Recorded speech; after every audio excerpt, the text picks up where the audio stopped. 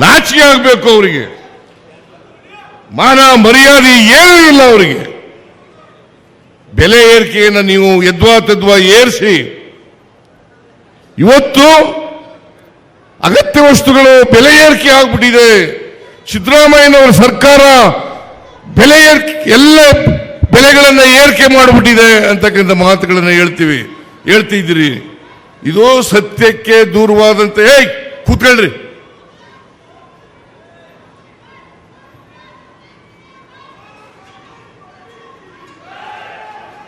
ಯಾರ್ರೀ ಅವರು?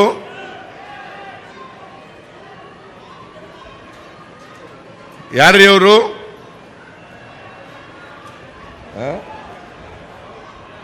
ಯಾರು?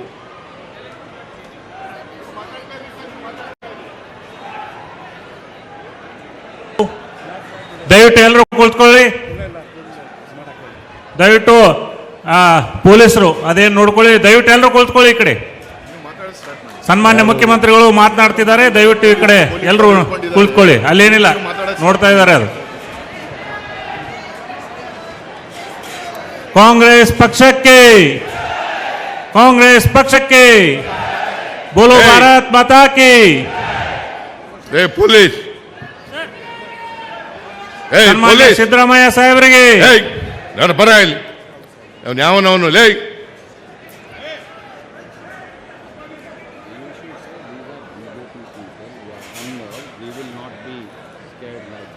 No no no.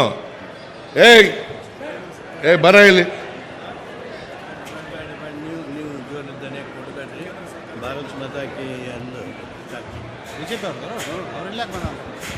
ಬರ ಇಲ್ಲಿ.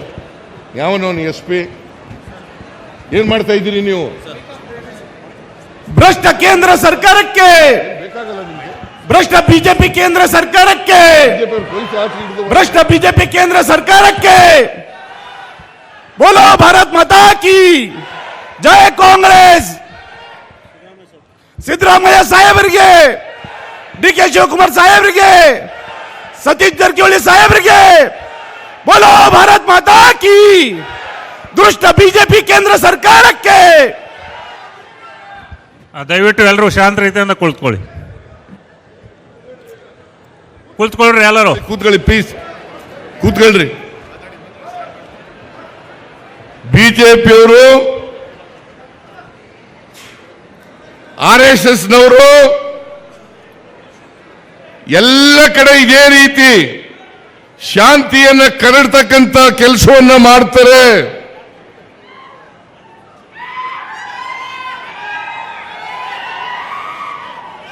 ಸಮಾಜದಲ್ಲಿ ಬೆಂಕಿ ಹಚ್ಚತಕ್ಕಂಥ ಕೆಲಸವನ್ನ ಮಾಡ್ತಾರೆ. ಸಮಾಜವನ್ನು ಒಡಿತಕ್ಕಂಥ ಕೆಲಸವನ್ನ ಮಾಡ್ತಾರೆ. ನಾವು ಈ ಬಿಜೆಪಿಯವರ ಗೊಡ್ಡು ಪ್ರಯತ್ನಗಳಿಗೆ ಎದುರಲ್ಲ.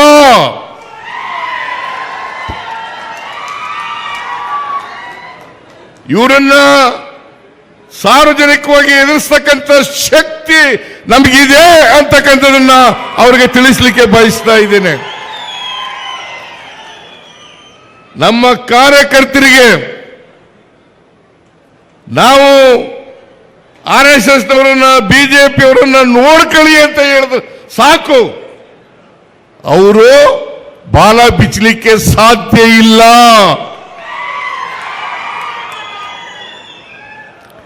ಅದರಿಂದ ಇಂಥ ದುಷ್ಕೃತ್ಯಗಳನ್ನು ಮಾಡ್ತಾರಲ್ಲ ಬಿಜೆಪಿಯವರು, ಇವರಿಗೆ ಇಡೀ ಕಾಂಗ್ರೆಸ್ನ ಕಾರ್ಯಕರ್ತರ ಪರವಾಗಿ ಅವರಿಗೆ ಧಿಕ್ಕಾರ ಅಂತಕ್ಕಂಥ ಮಾತುಗಳನ್ನು ಹೇಳಲಿಕ್ಕೆ ಬಯಸ್ತಾ ಇದ್ದೇನೆ.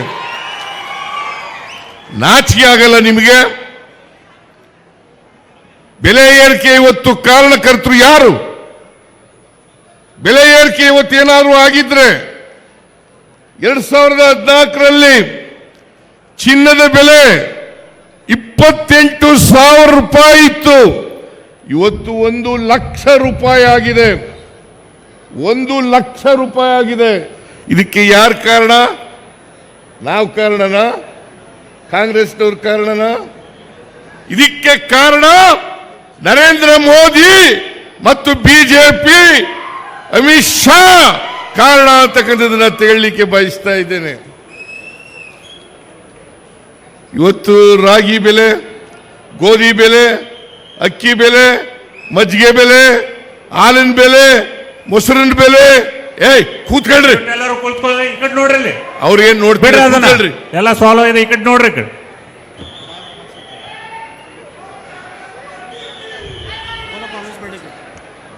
ಕಾಂಗ್ರೆಸ್ ಪಕ್ಷಕ್ಕೆ. ದಯವಿಟ್ಟು ಎಲ್ಲರೂ ಈ ಕಡೆ ನೋಡಿ.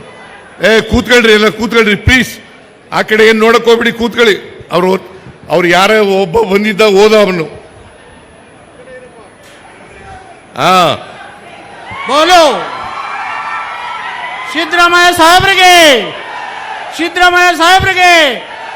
ಜೈ ಕಾಂಗ್ರೆಸ್, ಜೈ ಜೈ ಕಾಂಗ್ರೆಸ್, ಜೈ ಬಾಪು, ಜೈ ಭೀಮ್, ಜೈ ಸಂವಿಧಾನ್. ನಾವ್ಯಾರು ಕೂಡ ಎದುರಲ್ಲ. ಮತ್ತೆ ಈ ನಿಮ್ಮ ಕೇಂದ್ರ ಸರ್ಕಾರ ಬೆಲೆ ಏರಿಕೆಯನ್ನು ಮಾಡಿದೆ, ಅದರ ವಿರುದ್ಧ ಪ್ರತಿಭಟನೆಯನ್ನು ನಿಲ್ಲಿಸಲ್ಲ. ನಿಮಗೆ ನಾಚಿಕೆ ಆಗಬೇಕು. ಅಧಿಕಾರದಲ್ಲಿದ್ರಿ 4 ವರ್ಷಗಳ ಕಾಲ. 2023ರಲ್ಲಿ ನಡೆದಂತ ವಿಧಾನಸಭಾ ಚುನಾವಣೆಯಲ್ಲಿ ನೀವು ಏನು ಹಿಂಭಾಗಲಿಂದ ಅಧಿಕಾರಕ್ಕೆ ಬಂದಿದ್ರಿ,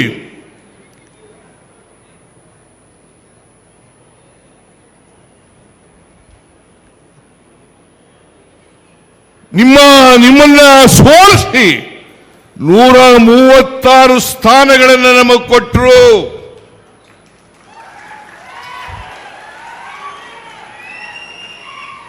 ಎರಡ್ 2028 ವಿಧಾನಸಭಾ ಚುನಾವಣೆಗಳು ಕೂಡ ನಾವೇ ಗೆಲ್ತೀವೋ ಹೊರತು ಭಾರತೀಯ ಜನತಾ ಪಕ್ಷ ಯಾವತ್ತೂ ಕೂಡ ಗೆಲ್ಲಲಿಕ್ಕೆ ಸಾಧ್ಯ ಇಲ್ಲ.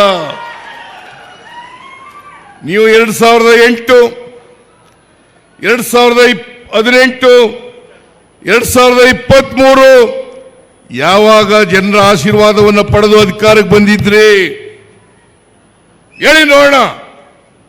ಬಿಜೆಪಿಯವರು 2008ರಲ್ಲಿ ಸಂಪೂರ್ಣ ಬಹುಮತವನ್ನು ಪಡೆದಿರಲಿಲ್ಲ.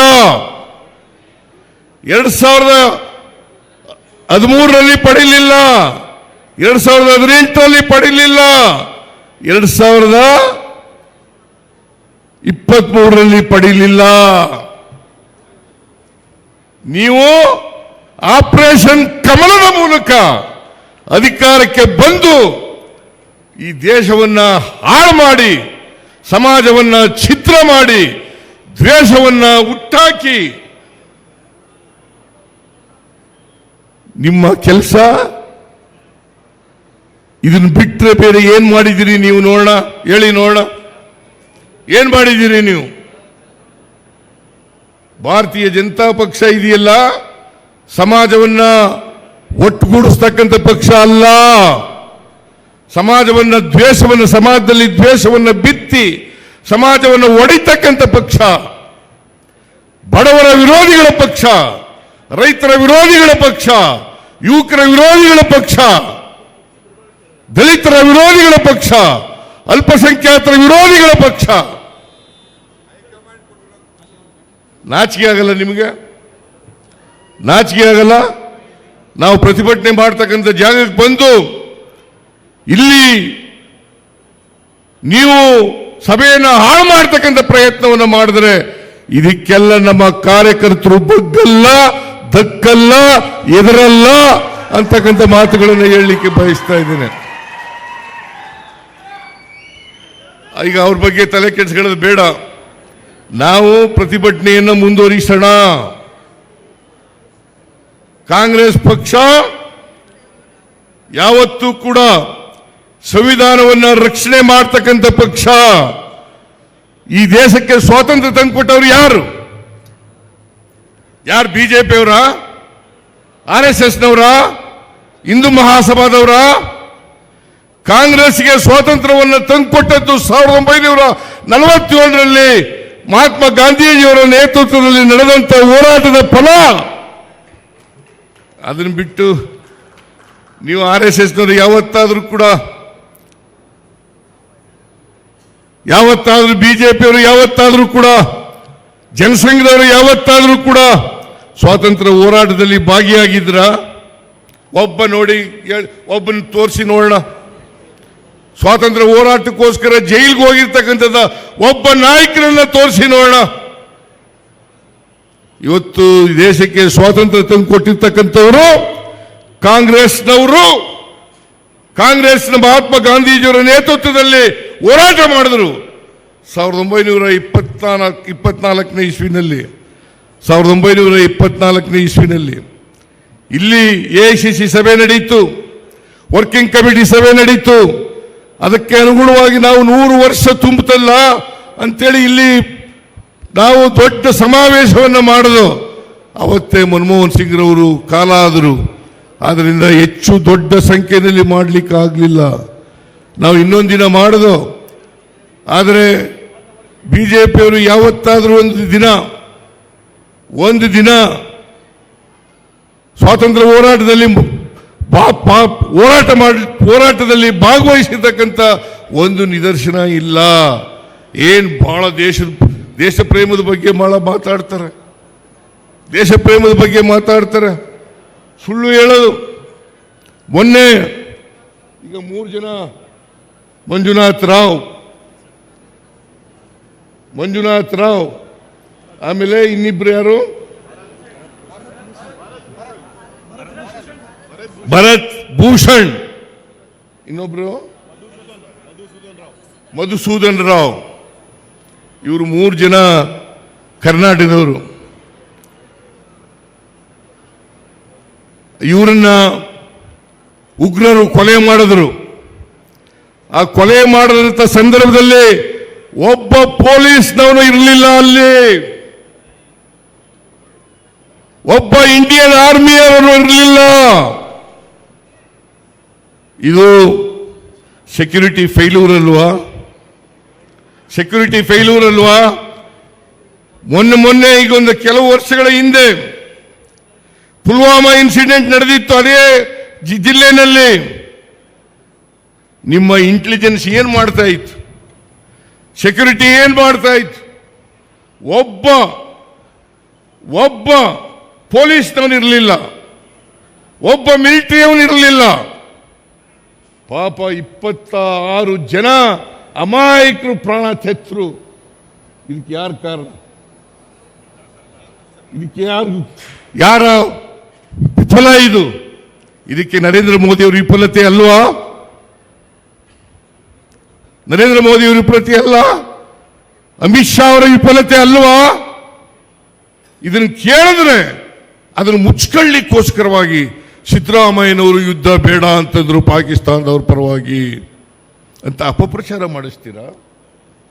ಪಾಕಿಸ್ತಾನದವ್ರ ವಿರುದ್ಧ ಯುದ್ಧ ಮಾಡಬೇಡಿ ಅಂತ ನಾನು ಹೇಳಿದೆ. ನನ್ನನ್ನು ಪ್ರಶ್ನವ್ರು ಕೇಳಿದ್ರು, ಮೈಸೂರಿನಲ್ಲಿ ಯುದ್ಧದ ಅಗತ್ಯತೆ ಇತ್ತಾ? ನಾನು ಹೇಳಿದೆ ಈಗ ಅಗತ್ಯ ಇಲ್ಲ ಅಂತ ಹೇಳಿದೆ. ಈಗ ಅಗತ್ಯ ಇಲ್ಲ ಅಂತ ಹೇಳಿದೆ. ಅನಿವಾರ್ಯ ಆದರೆ ಯುದ್ಧವನ್ನ ಮಾಡೇಬೇಕಾಗ್ತದೆ. ದೇಶದ ಅಖಂಡತೆಗೆ, ಸಾರ್ವಭೌಮತೆಗೆ, ದೇಶವನ್ನು ರಕ್ಷಣೆ ಮಾಡ್ತಕ್ಕಂಥ ಸಮಯ ಬಂದರೆ ಯುದ್ಧಕ್ಕೆ ನಾವು ಸದಾ ಸಿದ್ಧರಿದ್ದೇವೆ.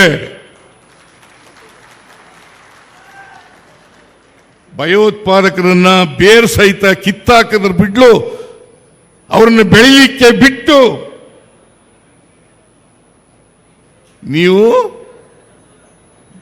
ಸೆಕ್ಯೂರಿಟಿಯನ್ನ, ಭದ್ರತೆಯನ್ನು ಎಲ್ರಿಗೂ ಕೊಡೋದು ಬಿಟ್ಟು ಇವತ್ತು ಅದನ್ನು ಮುಚ್ಕೊಳ್ಳಿಕ್ಕೋಸ್ಕರ, ನಿಮ್ಮ ವೈಫಲ್ಯವನ್ನು ಮುಚ್ಕೊಳ್ಳಿಕ್ಕೋಸ್ಕರವಾಗಿ ನನ್ನ ಮೇಲೆ ಗೂಬೆ ಕುಳಿಸ್ತಕ್ಕಂಥ ಪ್ರಯತ್ನವನ್ನ ಬಿಜೆಪಿಯವರು ಮಾಡ್ತಾ ಇದ್ದಾರೆ. ಅದಕ್ಕೆ ಕೆಲವು ಎಲೆಕ್ಟ್ರಾನಿಕ್ ಮೀಡಿಯಾಗಳು ಸಹಾಯ ಮಾಡ್ತಾ ಇದ್ದಾವೆ. ನಾನು ಹೇಳಿದ್ದೇ ಒಂದು, ತೋರಿಸಿದ್ದೇ ಒಂದು, ಜನಗಳ ಮುಂದೆ ಇಟ್ಟಿದ್ದೇ ಒಂದು. ಇದನ್ನೆಲ್ಲ ಮಾಡಬಾರ್ದು. ನಾವು ಯಾವತ್ತೂ ಕೂಡ ದೇಶದ ರಕ್ಷಣೆ, ದೇಶದ ಅಖಂಡತೆ, ದೇಶದ ಸಾರ್ವಭೌಮತೆ ಇದಕ್ಕೆ ಧಕ್ಕೆ ಬರಲಿಕ್ಕೆ ಬಿಡಲ್ಲ. ಈ ದೇಶವನ್ನ ಸ್ವಾತಂತ್ರ್ಯಗೊಳಿಸಿದವರು ನಾವು. ಕಾಂಗ್ರೆಸ್ ಬ್ರಿಟಿಷ್ನವರನ್ನು ಹೊರಡಿಸಿ, ಇದು ಬಲವಂತದವರ ಯಾರು ಶ್ರೀಮಂತರಿದ್ದಾರೆ ಅವರು ಹೋರಾಟದ ಫಲವಾಗಿ ನಾವು ಈ ದೇಶಕ್ಕೆ ಸ್ವಾತಂತ್ರ್ಯ ಬಂದಿರತಕ್ಕಂಥದ್ದಲ್ಲ. ಈ ದೇಶದ ಬಡವರು, ದಲಿತರು, ಹಿಂದುಳಿದವರು, ಅಲ್ಪಸಂಖ್ಯಾತರು, ಎಲ್ಲ ಧರ್ಮದ ಜನ ಹೋರಾಟ ಮಾಡಿ ದೇಶಕ್ಕೆ ಸ್ವಾತಂತ್ರ್ಯವನ್ನು ತಂದಿರತಕ್ಕಂಥದ್ದು. ನಾನು ಕೇಳ್ತೀನಿ, ನಿಮಗೆ ನಾಚಿಕೆ ಆಗಲ್ಲ? ನಿಮಗೆ ಸ್ವಾತಂತ್ರ್ಯ ಬಂದ ಮೇಲೆ 52 ವರ್ಷಗಳ ಕಾಲ ಇವರು RSS ಕಚೇರಿನಲ್ಲಿ ಭಾರತದ ಧ್ವಜ ಹಾರಿಸಿರಲಿಲ್ಲ. 52 ವರ್ಷಗಳ ಕಾಲ ಭಾರತದ ಧ್ವಜ ಹಾರಿಸಿರಲಿಲ್ಲ. ನಾಚಿಕೆ ಆಗಲ್ಲ ನಿಮಗೆ ದೇಶದ ಬಗ್ಗೆ ಮಾತಾಡೋಕ್ಕೆ? ಮಾನ ಮರ್ಯಾದೆ ಏನಾದ್ರು ಇದೆಯಾ ನಿಮಗೆ? 52 ವರ್ಷಗಳ ಕಾಲ ಬಿಜೆಪಿ ಕಚೇರಿನಲ್ಲಿ ಭಾರತದ ಧ್ವಜವನ್ನು ಆರಿಸಿರಲಿಲ್ಲ. ನಿಮಗೆ ನಾಚಿಕೆ ಆಗಲ್ಲ? ನಾವು 4 ರೂಪಾಯಿ ಹಾಲಿನ ಬೆಲೆ ಏರಿಸಿದ್ರೆ ಅದನ್ನು ನೇರವಾಗಿ ನಮ್ಮ ಸರ್ಕಾರಕ್ಕೆ ಏನು ಬರಲ್ಲ. ಅದು ರೈತರಿಗೆ ಕೊಡ್ತಕ್ಕಂಥ ಬೆಲೆ, ರೈತರಿಗೆ ವರ್ಗಾವಣೆ ಮಾಡ್ತಕ್ಕಂಥ ಹಣ ಅದು. ಅಷ್ಟಾದರೂ ಕೂಡ ಬೇರೆ ರಾಜ್ಯಗಳು, ಪಕ್ಕದ ರಾಜ್ಯಗಳಿದ್ದಾವಲ್ಲ, ಆಂಧ್ರ ಪ್ರದೇಶ್, ತೆಲಂಗಾಣ, ಮಹಾರಾಷ್ಟ್ರ, ತಮಿಳುನಾಡು, ಕೇರಳ, ಆ ರಾಜ್ಯಗಳಿಗಿಂತ ಕಡಿಮೆ ಇದೆ ಹಾಲಿನ ಬೆಲೆ, ಮಾರಾಟದ ಬೆಲೆ ಬೆಲೆ ಕಡಿಮೆ ಇದೆ. ಬಸ್ಸಿನ ದರ ಆ ರಾಜ್ಯಗಳಿಗಿಂತ ಕಡಿಮೆ ಇದೆ.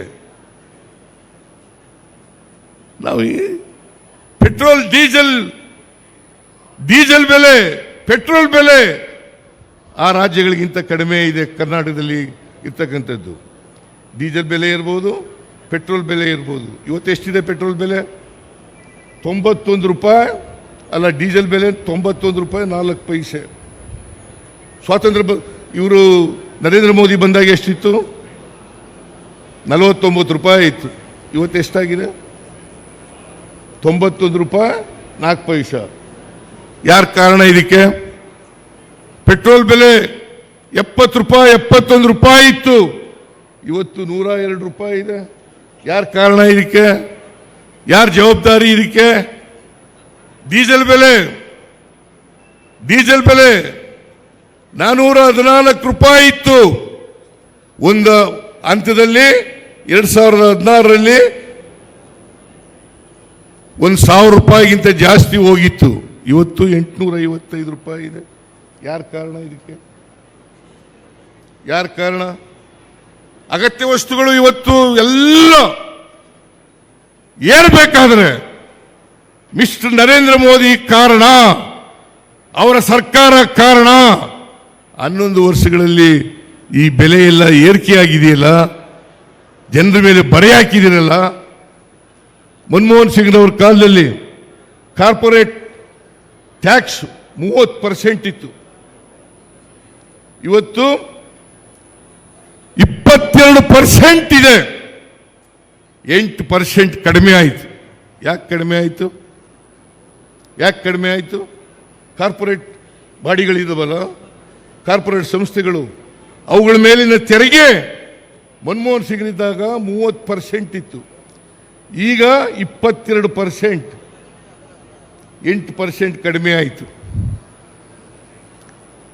ಅವ್ರ ಬೆಲೆ ಕಡಿಮೆ ಮಾಡ್ತೀರಿ, ಅವ್ರ ಮೇಲೆ ತೆರಿಗೆಯನ್ನು ಕಡಿಮೆ ಮಾಡ್ತೀರಿ.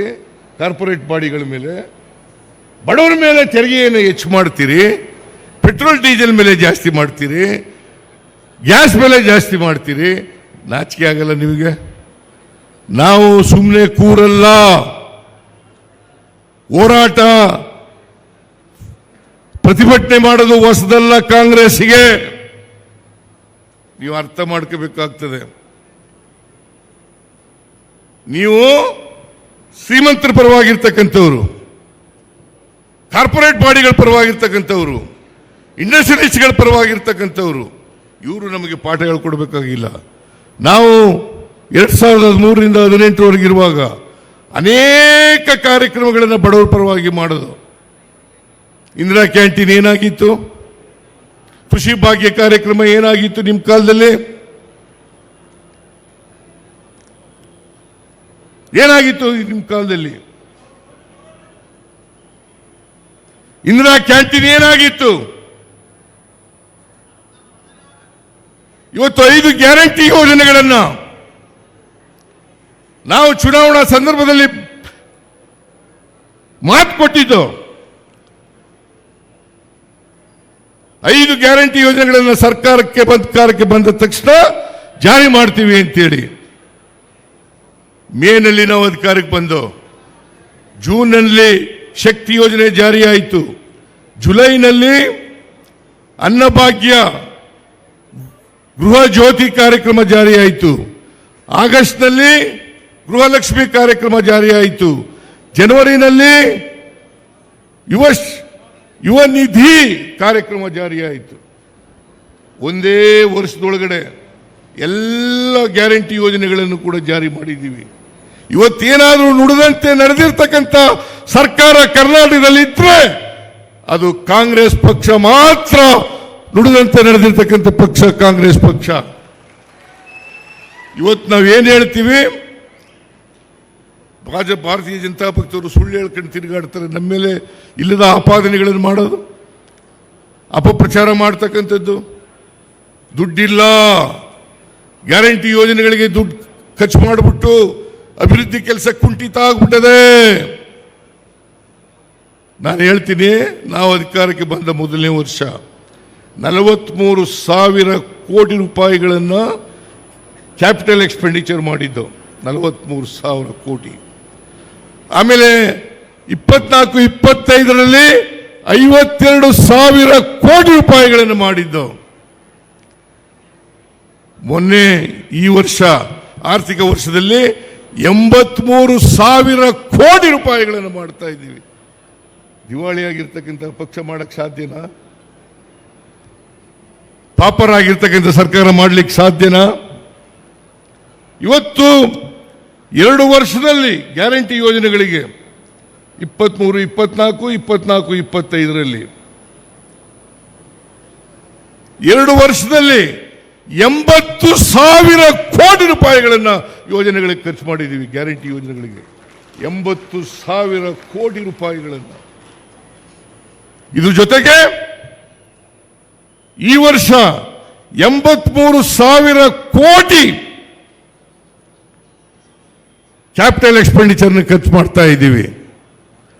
ಮತ್ತೆ 50,000 ಕೋಟಿಗೂ ಹೆಚ್ಚು ಯೋಜನೆಗಳಿಗೆ ಖರ್ಚು ಮಾಡ್ತಾ ಇದ್ದೀವಿ. ಸುಮಾರು 130 ಕೋಟಿಗೂ ಹೆಚ್ಚು ಹಣವನ್ನ ಅಭಿವೃದ್ಧಿ ಕೆಲಸಗಳಿಗೆ ಖರ್ಚು ಮಾಡ್ತಾ ಇದ್ದೀವಿ. ನೀರಾವರಿಗೆ ಎಷ್ಟು ಖರ್ಚು ಮಾಡ್ತೀವಿ ಗೊತ್ತಾ ನಿಮಗೆ? ಮೇಜರ್ ಅಂಡ್ ಮೀಡಿಯಂ ಇರಿಗೇಷನ್ಗೆ 22,000 ಕೋಟಿ, ಸಣ್ಣ ನೀರಾವರಿಗೆ 3,000 ಕೋಟಿ, ಒಟ್ಟು 25,000 ಕೋಟಿ ರೂಪಾಯಿಯನ್ನ 1 ವರ್ಷದಲ್ಲಿ ನೀರಾವರಿಗೆ ಖರ್ಚು ಮಾಡ್ತಾ ಇದ್ದೀವಿ. ಇದು ಗೊತ್ತಾಗಲ್ಲ ನಿಮಗೆ? ಗೊತ್ತಾಗಲ್ಲ ನಿಮಗೆ? ದಿವಾಳಿ ಆಗಿರ್ತಕ್ಕಂಥ ಸರ್ಕಾರ ಮಾಡಲಿಕ್ಕೆ ಸಾಧ್ಯನಾ? ನಾವು ಗ್ಯಾರಂಟಿ ಯೋಜನೆಗಳಿಗೂ ಹಣ ಖರ್ಚು ಮಾಡ್ತಾ ಇದ್ದೀವಿ, ಜೊತೆಗೆ ಅಭಿವೃದ್ಧಿ ಕೆಲಸಗಳಿಗೂ ಕೂಡ ಹಣ ಖರ್ಚು ಮಾಡ್ತಾ ಇದ್ದೀವಿ. ನೀರಾವರಿ ಯೋಜನೆ, PWD, ಶಿಕ್ಷಣ, ಆರೋಗ್ಯ, ಗ್ರಾಮೀಣ ಅಭಿವೃದ್ಧಿ ಇಲಾಖೆ, ಎಲ್ಲ ಇಲಾಖೆಗಳಿಗೂ ಕೂಡ ಹಣ ಖರ್ಚು ಮಾಡ್ತಾ ಇದ್ದೀವಿ. ಆದ್ರಿಂದ ಕಾಂಗ್ರೆಸ್ ಸರ್ಕಾರ ಕರ್ನಾಟಕ ರಾಜ್ಯದಲ್ಲಿ ಬೆಲೆ ಏರಿಕೆ, ಕೆಲವು ಪದಾರ್ಥಗಳ ಮೇಲೆ ಬೆಲೆ ಏರಿಕೆ ಮಾಡಿದರೂ ಕೂಡ ಪಕ್ಕದ ರಾಜ್ಯಗಳು ಆಂಧ್ರ, ತೆಲಂಗಾಣ, ತಮಿಳುನಾಡು, ಕೇರಳ, ಮಹಾರಾಷ್ಟ್ರ ಆ ಎಲ್ಲ ರಾಜ್ಯಗಳಿಗಿಂತ ಕಡಿಮೆ ಇದೆ. ಎಲ್ಲ ಕಡಿಮೆ ಇದೆ. ಪೆಟ್ರೋಲ್ ಕಡಿಮೆ ಇದೆ, ಡೀಸೆಲ್ ಕಡಿಮೆ ಇದೆ, ಹಾಲಿನ ದರ ಕಡಿಮೆ ಇದೆ, ಬಸ್ಸಿನ ದರ ಕಡಿಮೆ ಇದೆ. ನಾವು ಇವತ್ತು ಎಲ್ಲ ಪದಾರ್ಥಗಳ ಬೆಲೆಗಳನ್ನು ನಿಯಂತ್ರಣದಲ್ಲಿ ಇಟ್ಟುಕೊಂಡು ರಾಜ್ಯವನ್ನು ಅಭಿವೃದ್ಧಿಯತ್ತ ಕೊಂಡೊಯ್ತಕ್ಕಂಥ ಪ್ರಯತ್ನವನ್ನು ಮಾಡ್ತಾ ಇದ್ದೀವಿ. ನೀವು 4.5 ಲಕ್ಷ ಕೋಟಿ ಕರ್ನಾಟಕದಿಂದ ತೆರಿಗೆ ರೂಪದಲ್ಲಿ ಕಲೆಕ್ಟ್ ಆಗುತ್ತೆ. 4.5 ಲಕ್ಷ ಕೋಟಿ ನಮಗೆ ವಾಪಸ್ ಬರೋದು ಎಷ್ಟಪ್ಪ ಅಂತಂದ್ರೆ ಕೇಂದ್ರದಿಂದ ಬರೀ 60,000 ಕೋಟಿ ರೂಪಾಯಿ, 4.5 ಲಕ್ಷ ರೂಪಾಯಿ ನಾವು ಕೊಡ್ತೀವಿ, ಬರೀ 60,000 ಕೋಟಿ ರೂಪಾಯಿ ಮಾತ್ರ ವಾಪಸ್ ಬರ್ತದೆ. ಇದು ನ್ಯಾಯನಾ? ಇದನ್ನು ಕೇಳಿದ್ರೆ ಸಿದ್ದರಾಮಯ್ಯ ಪ್ರತಿಭಟನೆ ಮಾಡ್ತೀರಾ? ನಿಮ್ಮ ಪ್ರತಿಭಟನೆಗೆಲ್ಲ, ನಿಮ್ಮ ಗೊಡ್ಡು ಬೆದರಿಕೆಗಳಿಗೆಲ್ಲ, ನಿಮ್ಮ ಅಪಪ್ರಚಾರಕ್ಕೆಲ್ಲ, ನಿಮ್ಮ ತಪ್ಪು ಆಪಾದನೆಗಳಿಗೆಲ್ಲ ಎದುರವನಲ್ಲ ಈ ಸಿದ್ದರಾಮಯ್ಯ.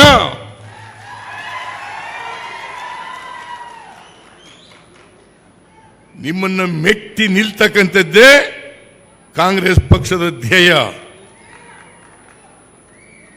ನೀವು ಸಂವಿಧಾನವನ್ನು ಹಾಳು ಮಾಡಕ್ಕೆ ಹೊರಟಿದ್ದೀರಿ.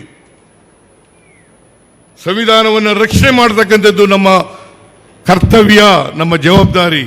ಸಂವಿಧಾನವನ್ನು ರಕ್ಷಣೆ ಮಾಡಿದ್ರೆ ಸಂವಿಧಾನ ನಮ್ಮನ್ನು ರಕ್ಷಣೆ ಮಾಡ್ತದೆ. ಇವತ್ತು ನರೇಂದ್ರ ಮೋದಿ ಅವರು ಪ್ರಧಾನಮಂತ್ರಿ ಆಗಿರೋದು ಯಾವ ಸಂವಿಧಾನದಿಂದ? ಇದೇ ಸಂವಿಧಾನದಿಂದ ಅಲ್ಲ. ನಾನು ಮುಖ್ಯಮಂತ್ರಿ ಆಗಿರ್ತಕ್ಕಂಥದ್ದು ಯಾವ ಸಂವಿಧಾನದಿಂದ? ಬಾಬಾ ಸಾಹೇಬ್ ಅಂಬೇಡ್ಕರ್ ಅವರು ಕೊಟ್ಟಿರ್ತಕ್ಕಂಥ ಸಂವಿಧಾನದಲ್ಲ.